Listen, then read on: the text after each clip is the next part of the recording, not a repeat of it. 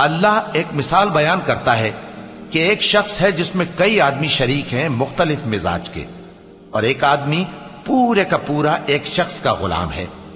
بھلا دونوں کی حالت برابر ہے؟ نہیں، الحمدللہ، مگر یہ اکثر لوگ نہیں جانتے۔ اے پیغمبر، تم بھی مرنے والے ہو اور یہ بھی مرنے والے ہیں، پھر تم سب قیامت کے دن اپنے پروردگار کے سامنے جھگڑو گے۔ پھر اس سے بڑھ کر ظالم کون جو اللہ پر جھوٹ بولے اور سچی بات جب اس کے پاس پہنچ جائے تو اسے جھٹلائے۔ کیا جہنم میں کافروں کا ٹھکانہ نہیں ہے؟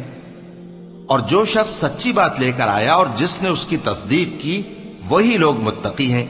وہ جو چاہیں گے ان کے لیے ان کے پروردگار کے پاس موجود ہے۔